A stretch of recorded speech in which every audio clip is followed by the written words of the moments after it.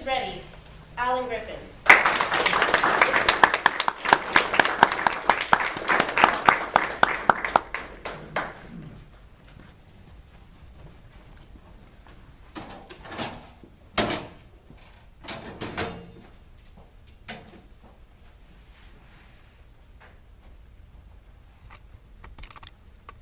You know, for the last 14 years, I've worked as a police officer. I'll be honest with you. I took that job for one simple, maybe even selfish reason. I didn't want to get any more tickets. I'm joking, of course. I took the job because I wanted to help people. But what I didn't realize at the time was how much this job would actually help me. In fact, I can recall one day during my rookie year where I had 2 calls for service that would stay with me for the rest of my life. The first one was simple. All I'd do was go to a house and stand by while a man who was going through a divorce gathered some of his belongings. When I arrived at this house, it was massive. It was beautiful. In the driveway, I saw a man in his mid-30s loading boxes into the back of a truck. I walked over and I said, "Hi.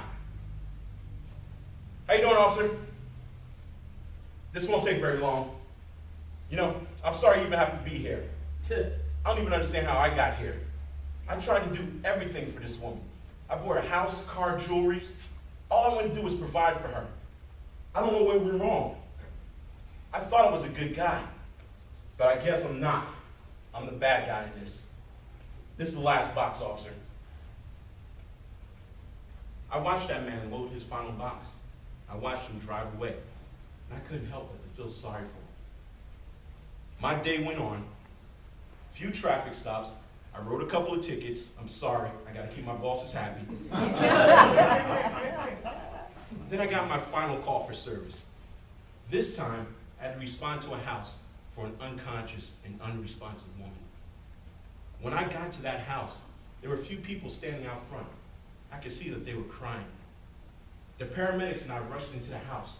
We went into the living room. I saw an older man in his mid-80s sitting in a chair next to a couch. On that couch was his wife. She looked like she was laying down for a nap. She looked peaceful. She reminded me of my grandmother. The paramedics began working on her. And in that time, more family and friends arrived at the house. The paramedics finally announced, "Sorry, she's gone." Everybody broke into tears, consoling one another. I walk over to the man, extend my hand to offer my condolences. "Thank you, son. This woman meant the world to me. God. We lived a good life together. That's why all these fine people are here. She made me want to be a better man. And that wasn't easy. I had to learn how to do that. She exposed me to love that I never thought or knew was possible. I was blessed to know her. I'm going to miss her.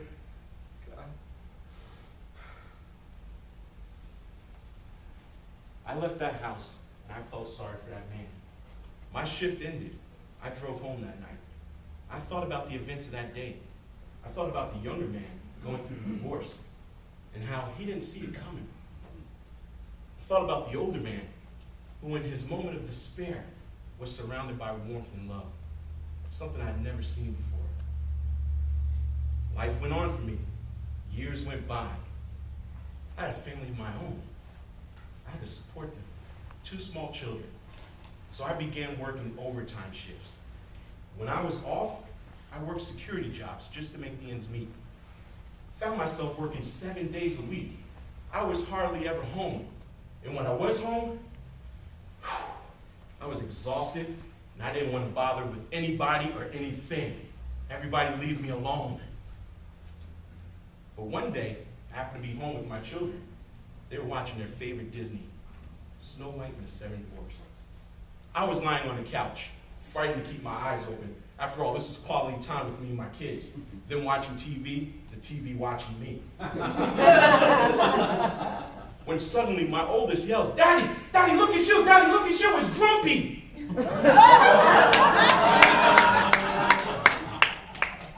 Is this what I've become? Is this the way my children see me? Grumpy? How did this happen? I thought immediately back to those days earlier with the younger man. I realized I didn't see it coming. I was becoming more like him instead of like the older guy. In fact, I found myself further away from where I wanted to be than when I actually started. I wanted to change. I needed to change. You know, there's an expression. When a student is ready, the teacher shall appear. Well, ladies and gentlemen, I'm telling you right now, I was ready. And the teacher suddenly appeared to me in the words that the old man shared on that day. Live a good life so you attract good people into it. I was pushing everyone away. I had to cut back on work and invest that time into family and friends. Learn to be a better person. I thought I was a good man. My wife and my kids would say otherwise. I had to take stock in that. I had to learn to become better. And then finally, open yourself up to love. To experience love like you never had before. To experience what that man had on that day. I'd never known that, and I want that.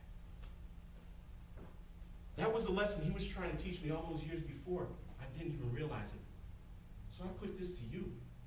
Are you living as well as you can so that you attract people into your life who add value to who you are?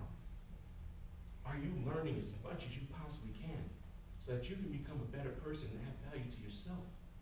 And are you willing and open to love freely so that you can begin to add value to others? The lesson he was trying to teach was to live, learn, and love. Life has a funny way of keeping you so busy that you don't see the teachings all around you. But don't worry, when you're ready, they'll still be there. Madam Contest Chair.